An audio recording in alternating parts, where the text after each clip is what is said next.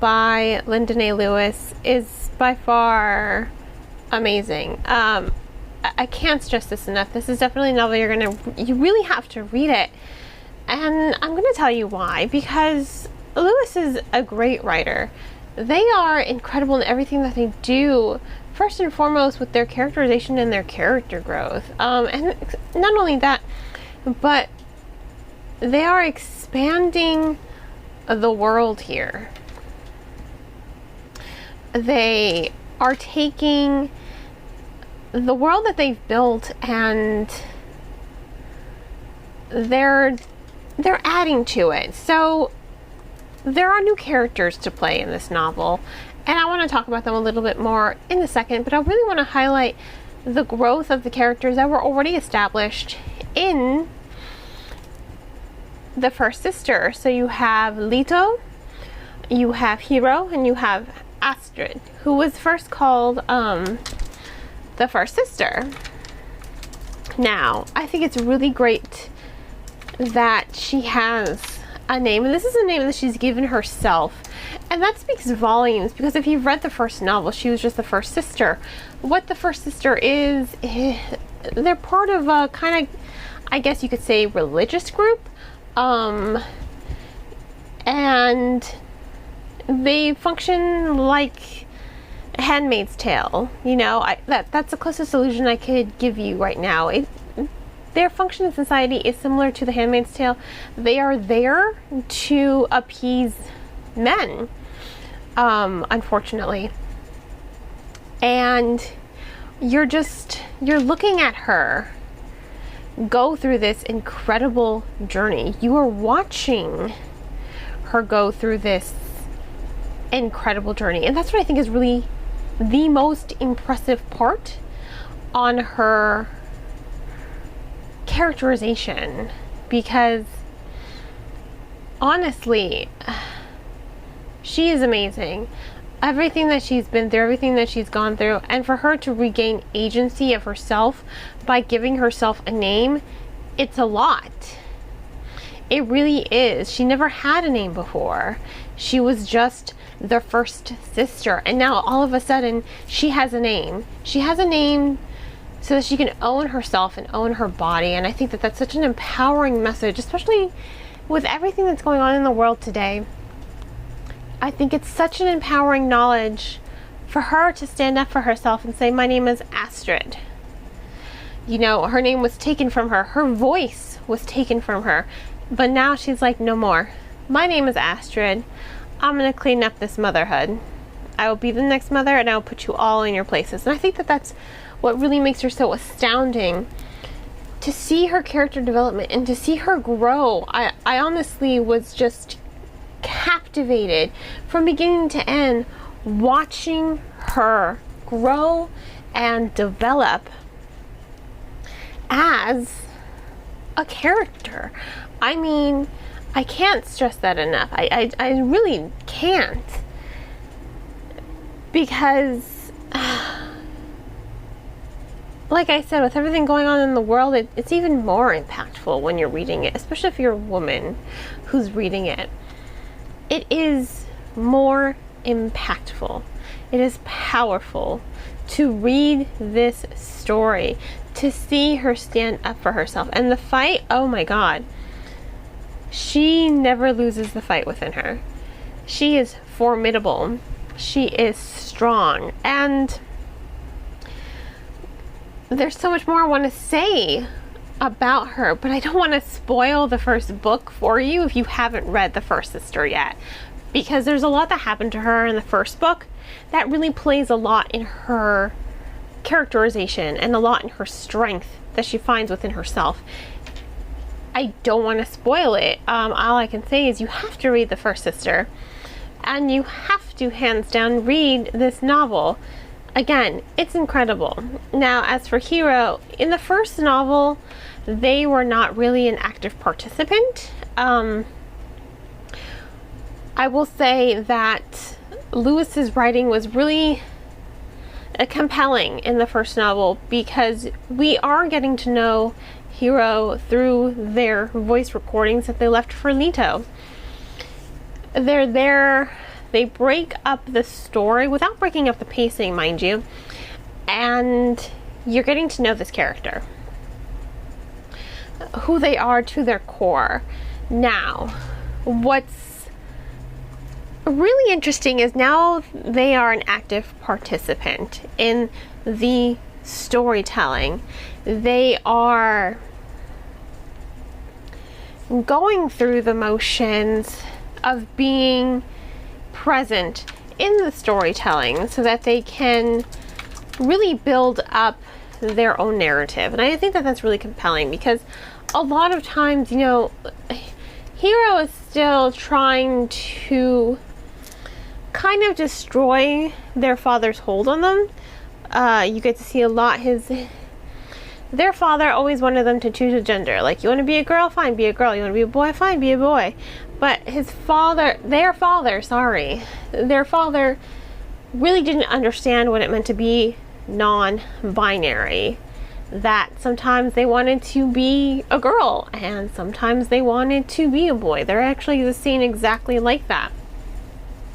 So when I say that this novel, you know, the giant scope of the novel is about owning yourself and discovering your worth and fighting for equality, not just for yourself but for everyone else, that really does translate to every single point of view in this novel. And I think it's really well done how Lewis does it. I think it's God, Lewis is such a good writer. I can't say that enough. It's impactful.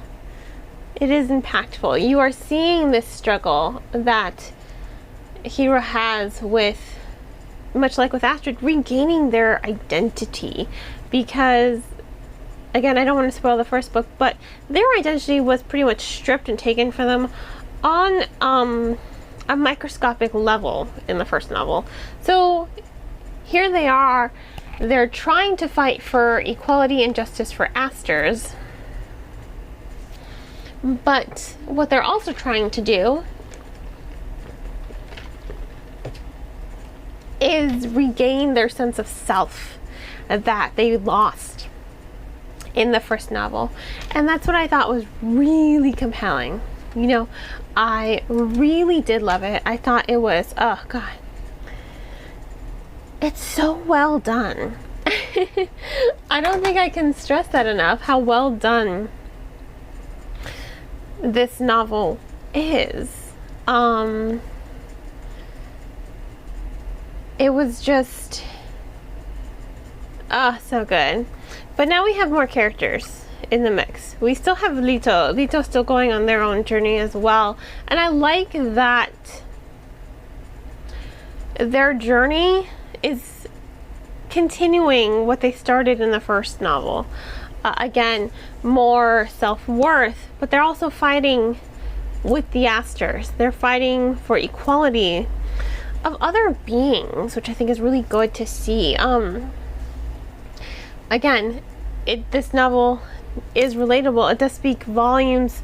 I think Lewis is incredible for really bringing out what's happening in the real world and addressing issues like illegal testing and women's rights and LGBTQ rights in their writing and in their medium. I really think that they have something beautiful here. And I hope that they don't lose it in the third novel, because, oh God, you know, like I said, you have more characters here. You have Luz, Lito's sister. They go on this journey as well, and they join the rebellion. And Luz was mentioned in the first novel. You know, she did have one interaction with her brother, but that was about it. After that, it was kind of just, well, there's nothing left to talk about, right? And oh gosh, they were just, it's just an amazing novel. It really, really is. Can't stress it enough. I think it's so good. I I have to give it 4.5 out of 5 stars. It was so good. It's passionate. It is impactful. It is relatable. It is relevant to today. It is relevant to now, which I think is the most impactful thing to happen with storytelling. So once again, this was The Second Rebel.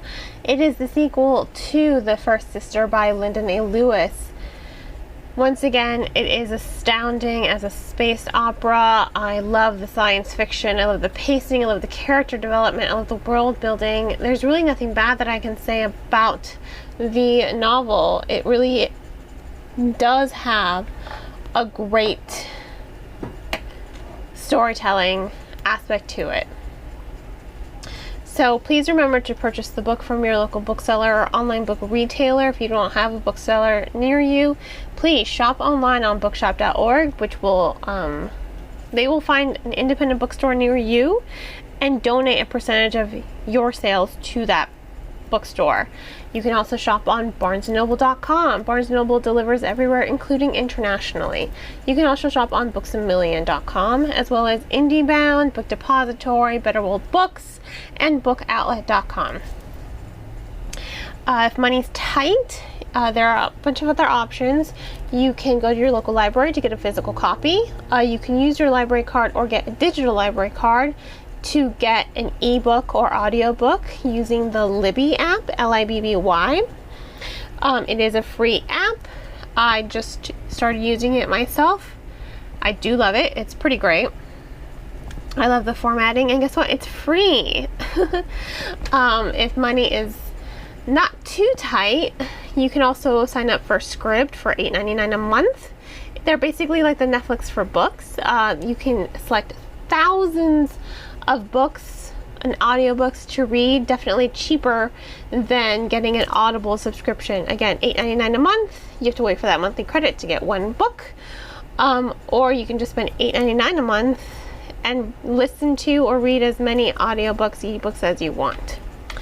On that note, I hope you all continue to support me by liking this podcast and sharing it with all your book loving friends. You can also become a supporter on Anchor FM, my recording platform, for just 99 cents a month.